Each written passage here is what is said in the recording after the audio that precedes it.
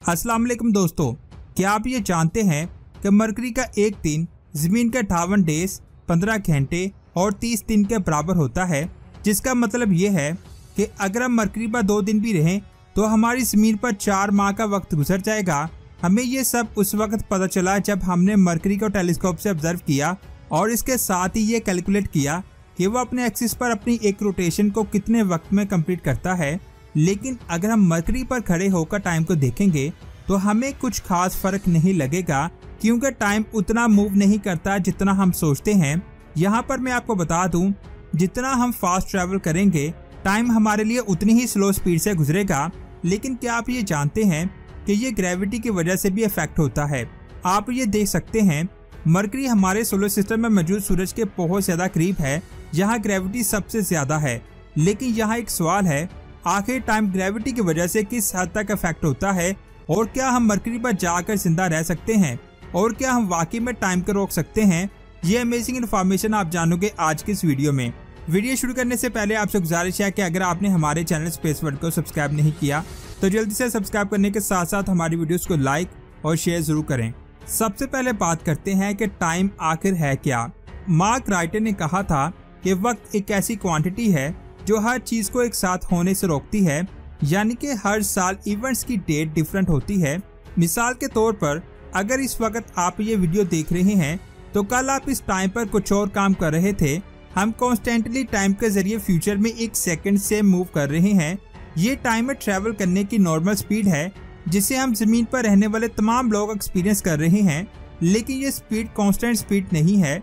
Albert Einstein ने यह discover किया था कि स्पेस में हम जितनी ज्यादा स्पीड से ट्रैवल करेंगे टाइम उतना ही स्लो होता जाएगा। जैसे जैसे हम अपनी स्पीड को बढ़ाते जाएंगे टाइम हमारे लिए उतना ही ज्यादा स्लो होता जाएगा, और जैसे ही हमारा स्पेसक्राफ्ट लाइट की स्पीड से ट्रैवल करने लगेगा वैसे ही हमारे लिए टाइम रुक जाएगा। इसकी सबसे अच्छी मिसाल आप सल्लल्लाहु अलैहि वसल्लम का सफर मिराज है, जिसके ऊपर मैं ऑलरेडी वीडियो बना चुका हूँ। अगर आपने वो नहीं देखी तो जल्दी से जाकर देखें, लिंक आपको नीचे डिस्क्रिप्शन में मिल जाएगा। ये बात आप जान लें, रोशनी की रफ्तार 3 लाख किलोमीटर फी सेकंड है। अगर आप इस रफ्तार से सफर करेंगे तो टाइम आपके लिए रुक जाएगा। लेकिन आप सल्लल्लाहु अलैहि वसल्लम ने जिस बुराक पर 7 आसमानों का सफर किया था उसकी रफ्तार 9 लाख किलोमीटर फी सेकंड थी, यानी वो रफ्तार रोशनी की रफ्तार से 3 गुना ज्यादा थी। आप सोच भी नहीं सकते कि क्या हुआ होगा, यानी वक्त रुक गया होगा। क्योंकि जब आप सल्लल्लाहु अलैहि वसल्लम जमीन पर तशरीफ लाए थे तो आप सल्लल्लाहु अलैहि वसल्लम का बिस्तर ऐसे था जैसे आप सल्लल्लाहु अलैहि वसल्लम अभी अपने बिस्तर से उठे हों। यानी 7 आसमानों का सफर आप सल्लल्लाहु अलैहि वसल्लम ने कुछ ही सेकंड में तय किया था। साइंसदानों ने एक एक्सपेरिमेंट किया। उन्होंने 2 क्लॉक्स लिए जिनमें से एक को प्लेन में रखा गया जिसकी स्पीड लगातार बढ़ती जा रही थी, और दूसरे क्लॉक को जमीन पर रखा गया।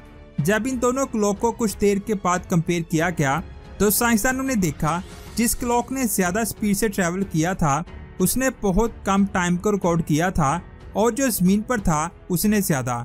बिल्कुल थ्योरी ऑफ रिलेटिविटी की तरह एल्बर्ट आइंस्टाइन ने यह भी पेशन गोई की थी कि टाइम ग्रेविटी की वजह से भी इफेक्ट होता है। आप उस चीज के जितना ज्यादा करीब जाएंगे जिसकी ग्रेविटी बहुत ज्यादा होगी टाइम उतना ही स्लो होता जाएगा। इसे 1959 में पाउंड रेबिका नाम के एक्सपेरिमेंट से प्रूव किया गया था। इस एक्सपेरिमेंट में उन्होंने एक बिल्डिंग की टॉप से कैमरे नीचे की तरफ शूट की। उन्होंने ये ऑब्जर्व करना था कि लाइट वेव्स में कुछ फर्क आता है या नहीं। साइंसदानों ने देखा कि वेव्स की फ्रीक्वेंसी जितनी ज्यादा जमीन के क्लोज होगी उतनी ही ज्यादा वो बढ़ रही थी। गैमा रेडिएशन जितनी ज्यादा जमीन के करीब आ रही थी टाइम उसके लिए उतना ही स्लो हो रहा था। इसका मतलब ये हुआ कि अर्थ की ग्रेविटी इतनी जरूर है कि हम सब के लिए टाइम को स्लो कर देती है। लेकिन यहाँ पर एक सवाल आता है कि अगर हम जमीन की ग्रेविटी से दूर हों तो हमारे लिए वक्त कितना ज्यादा फास्ट होगा? इसका जवाब है पर्सपेक्टिव। टाइम की मूवमेंट आपके नजरिए से हमेशा सेम नजर आएगी। आपको ऐसा बिल्कुल भी नहीं लगेगा कि टाइम स्लो या फास्ट हो रहा है, लेकिन आपके आसपास कुछ अजीब जरूर हो रहा होगा। आउटसाइड ऑब्जर्वर आपको स्लो होता हुआ जरूर दिखाई दे सकता है। इसका सही जवाब जानने के लिए आइंस्टाइन ने एक इक्वेशन भी दी थी।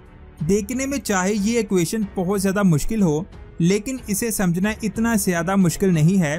TO हमारा मेन आंसर है, हम जिसे फाइंड कर रहे हैं।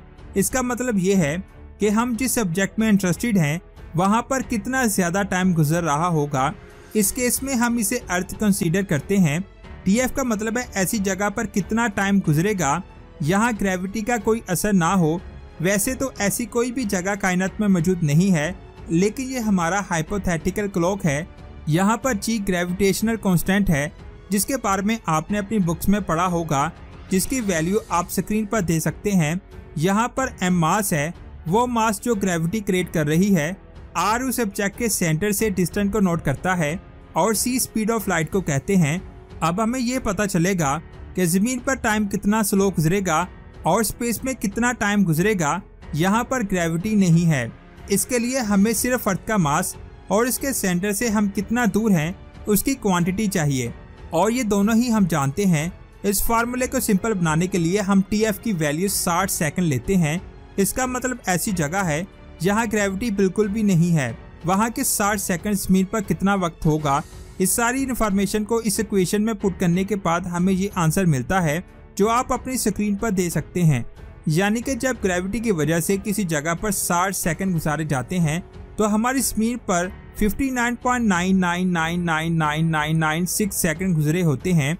इसका मतलब ये हुआ कि जब 3 बिलियन सेकंड गुजरेंगे उस वक्त हमें सिर्फ और सिर्फ 2 सेकंड का फर्क नजर आएगा। यानी अगर हम ज़मीन पर 80 साल जिंदा रहते हैं तो बगैर ग्रेविटी वाली जगह पर आप उससे सिर्फ और सिर्फ 2 सेकंड ज्यादा जिंदा रह सकेंगे। लेकिन मरकरी बगैर ग्रेविटी वाली जगह नहीं है, वह हमारे सूरज के बहुत ज्यादा करीब है। इतने ज्यादा मैसिव ऑब्जेक्ट के होने की वजह से कुछ ना कुछ तो अलग वैल्यू हमें देखने को मिलेगी। अब यहाँ पर यह सवाल आता है कि आखिर मरकरी प्लैनेट पर हमारे लिए वक्त कितना स्लो होता है। यहाँ पर हमारी पहली इक्वेशन में हर चीज सेम होगी, लेकिन R की वैल्यू में फर्क होगा, जो सूरज और मरकरी के दरमियान की दूरी है। इन तमाम सालों को इक्वेशन में ऐड करने के बाद हमें एक फाइनल वैल्यू मिली है और हमें पता चला कि बगैर ग्रेविटी वाले 60 सेकंड्स में मरकरी पर कितना टाइम पास होगा। इस टाइम को आप अपनी स्क्रीन पर दे सकते हैं। यानी जब 6 करोड़ सेकंड गुजरेंगे तो फिर आपको 1 सेकंड का फर्क नजर आएगा। अगर आसान अल्फाज में कहें, अगर आप मरकरी पर रहने के लिए गए तो आपके पूरी लाइफ टाइम में सिर्फ 14 सेकंड ज्यादा पड़ेंगे। अब बेशक मरकरी का एक दिन ज़मीन के 2 माह के बराबर ही क्यों ना हो, फिर भी आप मरकरी पर 6 दिन में 1 साल के हो जाएंगे और 480 दिन में आप 80 साल के होने के बाद मर जाएंगे। यहाँ पर मैं आपको बता दूं, देखने में ये 14 सेकंड आपको बिल्कुल भी फील नहीं होंगे, क्योंकि आपके नज़रिए से टाइम नॉर्मल मूव कर रहा है। यहाँ पर से ज़मीन सबके पॉइंट ऑफ व्यू से तेज मूव कर रही होगी। अगर आप अपने टेलीस्कोप को ज़मीन पर पॉइंट करके देखेंगे तो आपको ज़मीन के 14 सेकंड ज्यादा नजर आएंगे। मैं ये जानता हूँ कि ये नंबर बहुत ज्यादा कम है, लेकिन टाइम डायलेशन की ये एक वैलिड एग्जांपल है। यहाँ पर मैं आपको बता दूं, मरकरी बिल्कुल भी रहने के लायक नहीं है, जिसकी वजह से वहाँ पर जाने का कोई भी फायदा नहीं है। रियलिटी में ग्रेविटी की वजह से टाइम इतना ज्यादा डिले नहीं होता और हमारे सोलर सिस्टम में इतना नहीं होता। हमारे सूरज के पास उतना ज्यादा मास नहीं है कि वो टाइम को स्ट्रेच कर सके। कैलकुलेशन के मुताबिक हमारे सूरज का मास मिलियंस ऑफ टाइम्स ज्यादा होना चाहिए, फिर जाकर हमें टाइम में डिफरेंस फील होगा। ये बहुत ही इंटरेस्टिंग चीज़ है जो हमें बताती है कि कायनात में टाइम कैसे फ्लो करता है, और हमें यह भी पता चलता है कि टाइम उतना ज़्यादा कांस्टेंट नहीं है जितना हम समझते हैं। यहाँ पर यह सवाल आता है कि क्या हमारी कायनात में ऐसे बड़े ऑब्जेक्ट मौजूद हैं जिससे एक आदमी को टाइम डिलेशन के रियल इफेक्ट देखने को मिले? इसका जवाब है जी हाँ। बहुत ज्यादा गैलेक्सीज के सेंटर में सुपर मैसिव ब्लैक होल्स होते हैं जो सूरज से अरबों खरबों गुना ज्यादा मैसिव होते हैं। अगर आप इन मैसिव ब्लैक होल्स की तरफ जाने लगेंगे तो टाइम आपके लिए बहुत ज्यादा स्लो हो जाएगा, और अगर आप इस जगह पर आधा घंटा गुजार कर बाहर आएंगे तो आप जमीन पर आने के बाद देखेंगे कि यहाँ पर हजारों साल गुजर गए हैं। अब तो आपको ये समझ आ गई होगी कि टाइम बहुत ही यूनिक वे में काम करता है। आपको टाइम का ये फीचर कैसा लगा, नीचे कमेंट्स करके जरूर बताएं, और ये भी बताएं कि आज की वीडियो आपको कैसी लगी। अगर अच्छी लगी इसे लाइक करने के साथ साथ अपने दोस्तों के साथ शेयर करें, और स्पेस की ऐसी ही अमेजिंग वीडियोस को देखने के लिए हमारे चैनल स्पेस वर्ल्ड को सब्सक्राइब करके बेल आइकन को प्रेस करें। अपना बहुत सारा ख्याल रखें। अल्लाह हाफिज।